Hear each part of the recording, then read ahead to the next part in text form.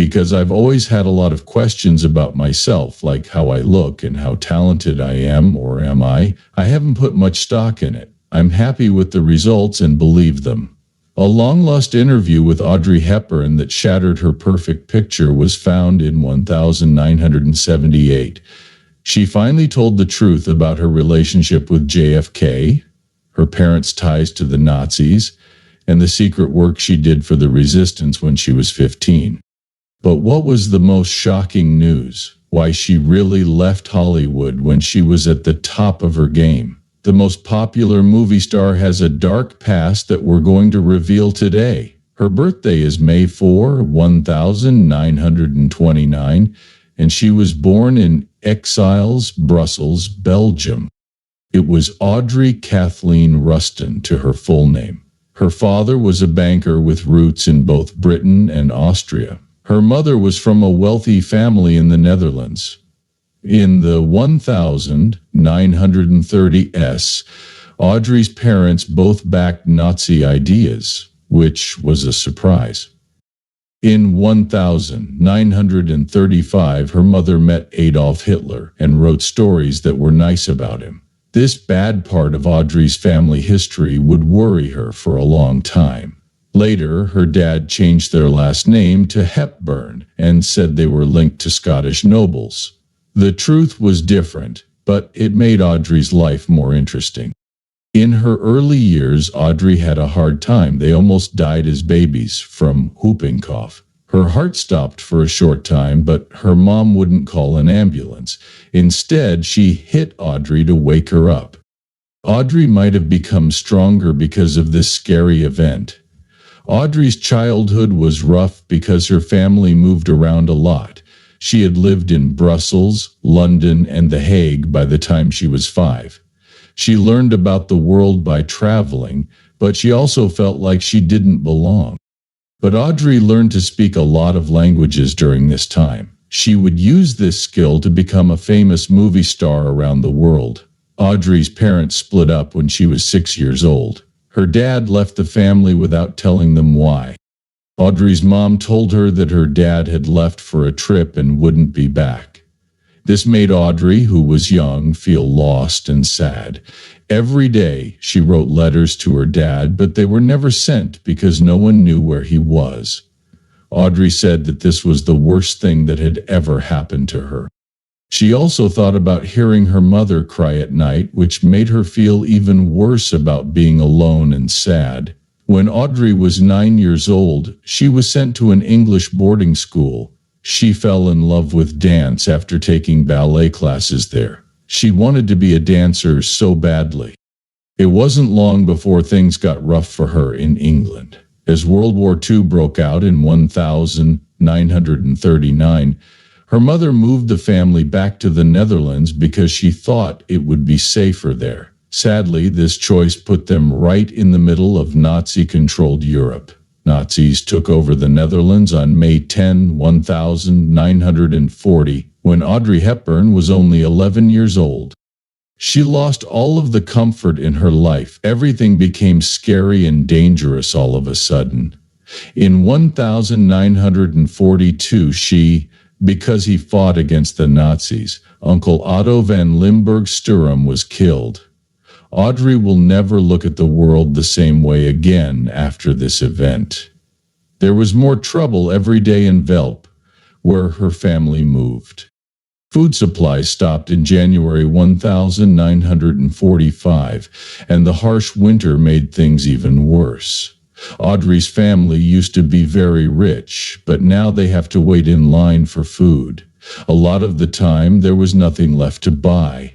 At night, bombs fell, and during the day, they hid in basements to avoid fighter planes. As the disease spread, Audrey and everyone else in Velp had to get painful shots to stay healthy. People went through a lot of pain during the hunger winter of 1944-1945. It was almost hard to find food. Sometimes people in the Netherlands only ate 400 calories a day. When Audrey's family ran out of food, they ate tulip bulbs, which were not very healthy and were hard to swallow. They looked for weeds to eat when those ran out. Audrey was only 15 years old when she got really weak. Lack of food caused her to get anemia and swell up in painful ways. She wasn't getting enough food, so she couldn't dance anymore, even though she loved it. Her family stayed in the basement to stay warm because their house didn't have heat. These months left her mentally and physically scarred for life. Even with all of this, Audrey showed a lot of courage. When she was 15, she joined the Dutch front line. She did dangerous things for Dr. Hendrik while they worked together. She danced in hidden ballet shows to help people who were hiding. Fans couldn't even clap because they were afraid of being heard at these shows. Audrey also brought hidden newspapers to people in the resistance. She put the papers in her socks and rode her bike through the country, always putting her life at risk. She had to take a message to a British pilot who was hiding from the Nazis one day. She ran into Nazi cops on her way back. She quickly came up with a plan. She would pick flowers and give them to the troops while they looked over her papers. She was able to save herself quickly. Audrey will always remember the fight. She was hungry as a teen, and it changed her health forever. Because of what she went through in the war, she stayed very thin her whole life. Also, she had anemia, which made her weak and tired. After eating things like grass and flower bulbs, her stomach never felt the same again. Some people think that her poor diet made her later illness worse, but that's not for sure. It's clear that these years changed Audrey.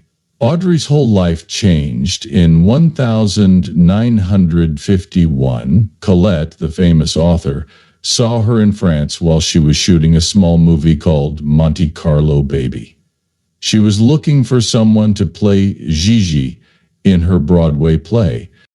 She knew right away that Audrey was the right person for her when she saw her. Because Audrey had never done it before, she was scared to act on stage. That's how she told Colette she didn't think she could act, but Colette had faith in her and persuaded her to take the part. Audrey did lots of work to get ready for Gigi. She practiced all the time and learned her lines while traveling to New York. She had trouble projecting her voice at first, and practices were hard.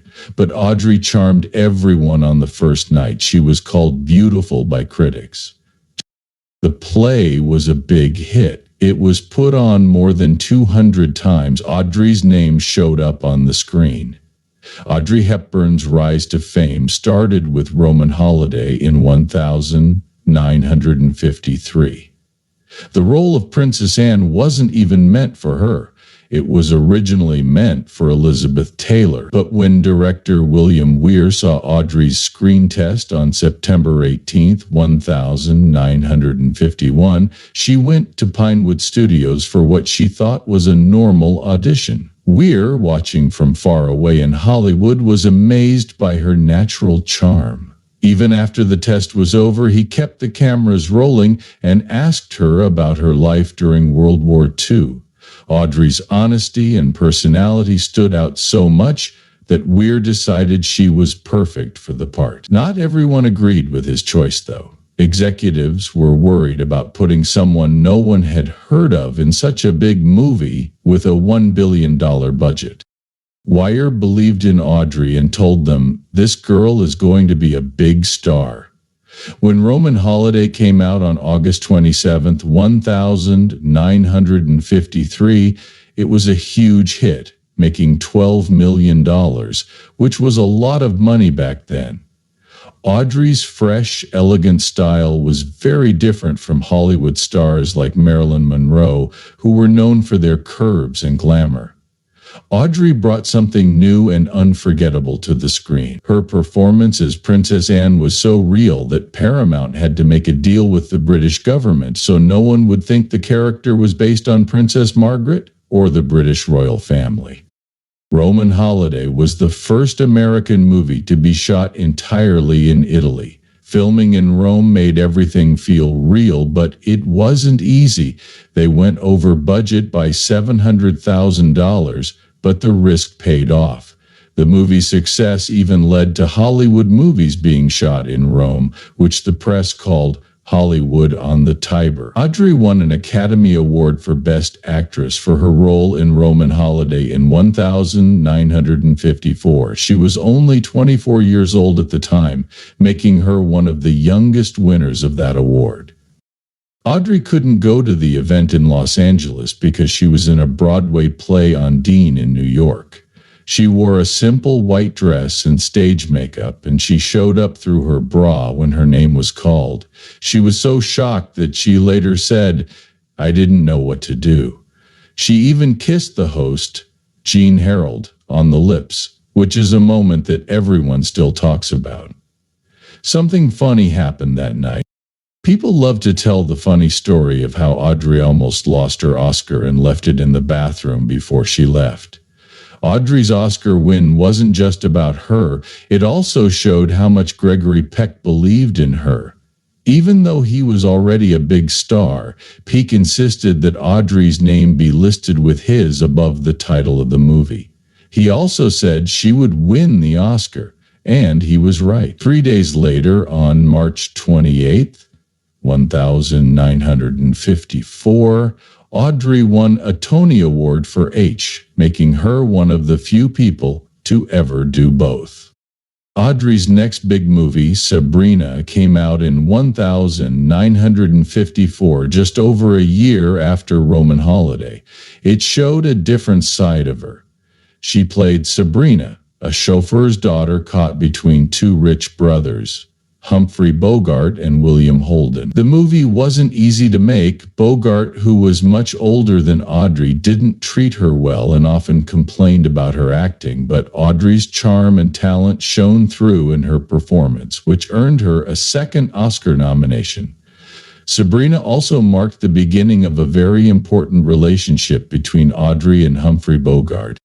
For the movie, Audrey insisted on wearing Joni's designs instead of the studio's costume, which caused some tension because Edith, the studio's costume designer, wanted all the credit. In the end, the movie won an Oscar for Best Costume Design, but many people knew that Joni was behind the most memorable looks. Audrey and Joni became friends, and he started designing clothes for her personal life as well. For example, the famous little black dress she wore in Breakfast at Tiffany's in 1961 was one of his creations. It was so popular that it sold for $923,000 at an auction years later.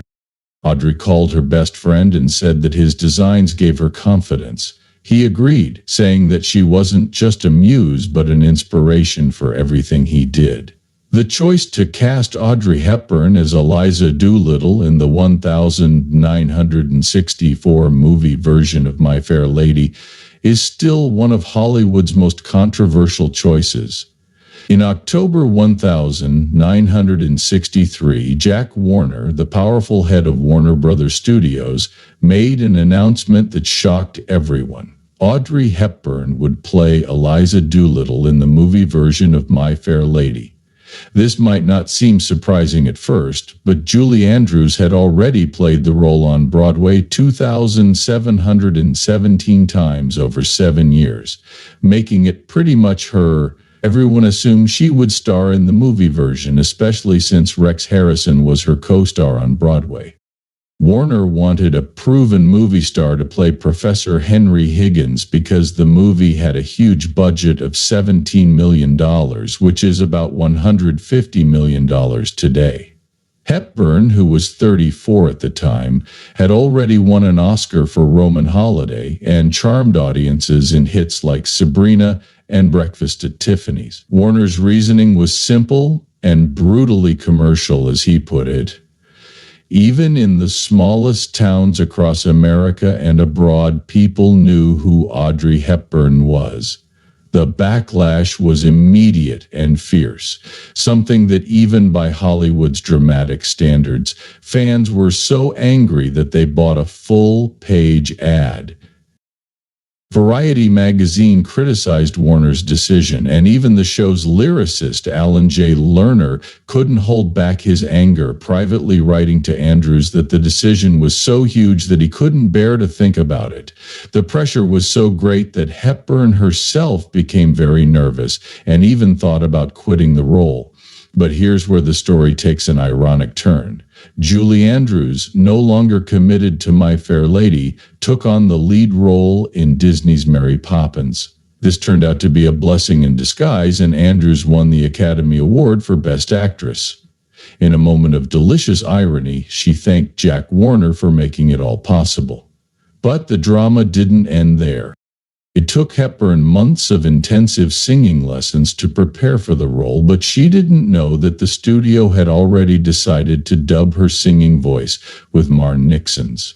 When she found out about this just 3 months before the film's premiere, she was devastated and reportedly cried in her dressing room. She had spent countless hours practicing, sometimes up to 12 hours a day, believing that her voice would be used. The final blow came during awards season, even though My Fair Lady received 12 Oscar nominations and won 8, including Best Picture.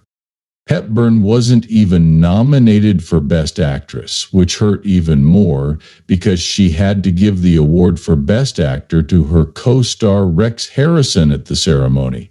Julie Andrews had become a musical icon through Mary Poppins and The Sound of Music, while Hepburn's musical skills were still a matter of debate.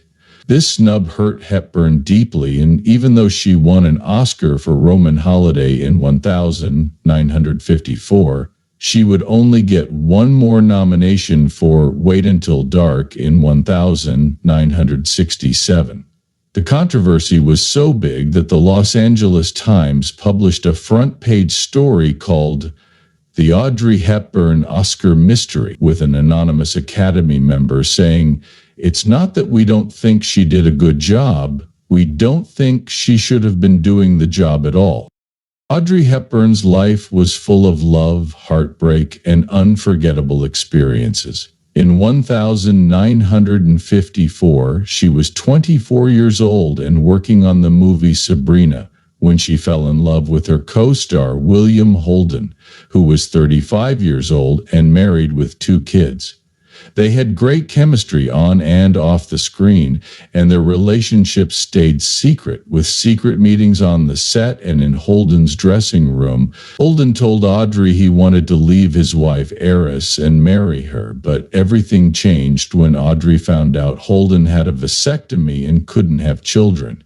Audrey had always wanted to be a mother, so their relationship ended on August 17, 1954, and it was painful for both of them. Years later, Holden calls Audrey the love of my life when they worked together again in 1964 in Paris when it sizzles. His alcoholism gets worse, and he ends up in the hospital during filming. Their past left a lasting mark on both of them. Audrey's romantic journey was also shaped by her engagement to British businessman James Hansen. They met when she was 22 years old, and their relationship quickly turned into a fairy tale engagement.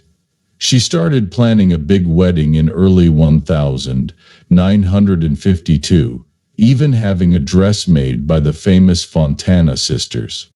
As the wedding day got closer, Audrey realized that their busy lives would keep them apart, so she called off the wedding just a few days before it was supposed to happen. She asked the Font sisters to give her dress to a poor bride who couldn't afford one, and that bride, Amable Bella, wore it on her wedding day on September 25th. 1952. Years later, in 1954, Audrey said that she wasn't sure what she wanted in a relationship at the time.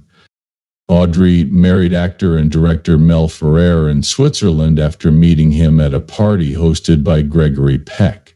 The wedding was a secret, and Audrey wore a beautiful tea-length dress by Pierre Balmain. Many people in Hollywood were worried about their relationship because Mel was 12 years older than Audrey and had been divorced twice. He seemed to have a lot of power over Audrey's decisions. He talked her out of roles in.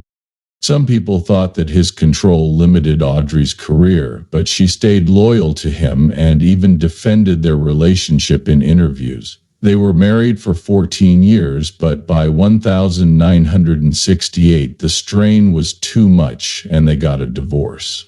Audrey later said that Mel gave her confidence as an actress, even though their relationship had its problems. Audrey's dream of becoming a mother was put to the test by several heartbreaking miscarriages between 1955 and 1967.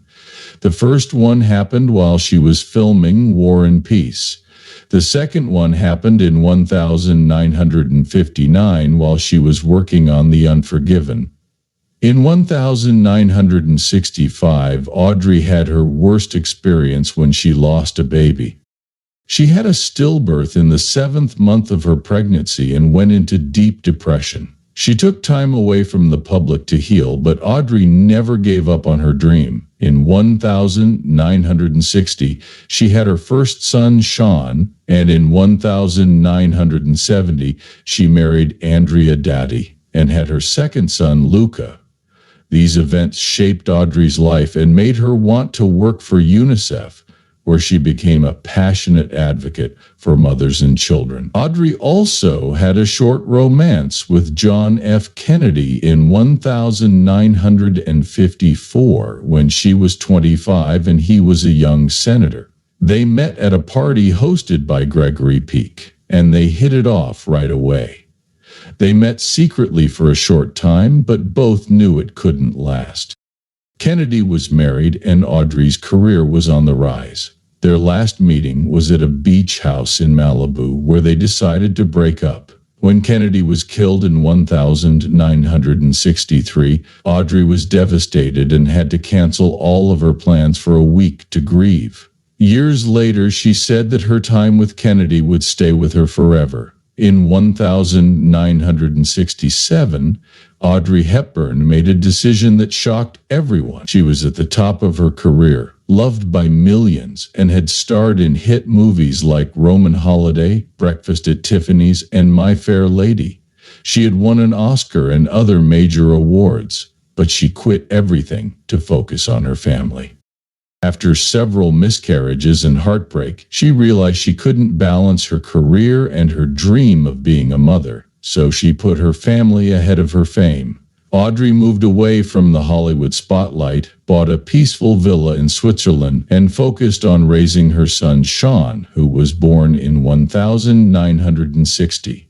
This was important to her because she had a hard childhood. Her father left the family and she lived through the horrors of World War II. She wanted to give Sean the love and stability she never had herself. At the same time, movies in Hollywood were changing. Gritty, realistic movies were becoming popular, and Audrey's elegant style didn't fit in. In 1969, Audrey fell in love again. She married Andrea Dati, an Italian psychiatrist, after meeting him on a Mediterranean cruise.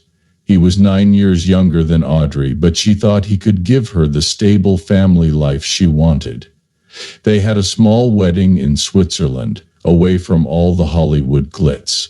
A year later, in 1970, Audrey had her second son, Luca. When she was 4, she felt like all her hard work had paid off. Family was her top priority, and now she had the family she had dreamed of. But things weren't always perfect. Andrea's job kept him away a lot, and their lives were very different. Andrea expected Audrey to live a traditional Italian wife, which caused problems. It hurt her a lot that Andrea had many affairs while they were married. The paparazzi even took pictures of him with many women while Audrey was away. One time, Audrey's maid told her that Andrea had been seeing other women in their own home while she was traveling. This broke her heart, and she cried as she told her oldest son Sean about Andrea's betrayal. Audrey also had to deal with affairs in her first marriage to Mel Ferrer. They got married in 1954, but rumors of affairs followed them for years because Mel was controlling and both of them were unfaithful. Audrey was linked to her co-star Peter Finch, while Mel had his own affairs. These problems led to their divorce in Audrey tried to get back into acting in the late 1970s and early 1980s, but Hollywood had changed and people wanted different kinds of stories. In 1976, she starred in Robin and Marin with Sean Connery as an older man, Marion. Critics liked it, but it didn't do well at the box office. In 1979, she acted in Bloodline, a thriller with dark themes that was very different from the light elegance she was known for. While filming, she told her co-star Ben Gazzara about her marriage problems, and the two of them had a short affair. By the time she acted in They All Laughed in 1987, the film barely anyone noticed. Audrey realized that her time in Hollywood was over. Her last movie role was in Steven Spielberg's Always In. In 1989, Spielberg wrote a short but meaningful scene for Audrey in which she played an angel. It was a gentle and graceful way to leave the movie business. After that, Audrey quit acting completely and dedicated her life to helping others. In 1988, she became a UNICEF Goodwill Ambassador and visited more than 50 countries in just 5 years. Her first trip was to Ethiopia, where war and drought had left children hungry. She worked non-stop, giving interviews every day to get people to care about these children. In 1989, she went to Sudan during a civil war and visited camps where people had fled for safety. Audrey also went to Kenya, Guatemala, Vietnam, and Somalia, among other places. Although she had cancer in 1992, Audrey insisted on going to Somalia and thanking soldiers who were helping. Her bravery and kindness amazed everyone who met her. Audrey didn't use her fame to promote herself. Instead, she used it to show the world what children needed. After her trip to Ethiopia, she told the world, "I'm not interested in promoting Audrey up. These days, I'm interested in telling the world how they can help Ethiopia." She gave speeches, talked to governments, and worked with the media to spread UNICEF's message. She even walked with children in Vietnam to bring attention to their struggles in Bangladesh, where she was photographed giving. Many people were inspired to support polio vaccines because of Audrey's actions. Her hard work made a real difference for children. Audrey's connection to UNICEF came from her childhood. She grew up during World War II and lived through the German occupation of the Netherlands during the hunger winter of 1944. To survive, she and her family ate tulip bulbs and grass. After the war, she got food and medical help from UNICEF's predecessor. She always said that aid saved her life, which made her want to help others. When she visited children on missions, she would tell them, "I know what it feels like." This made her work with UNICEF very personal and meaningful to her. In her last years, Audrey's dedication to UNICEF grew even stronger. In 1992, she was diagnosed with cancer, but she still went on one last mission to Somalia, where many children were starving during a war.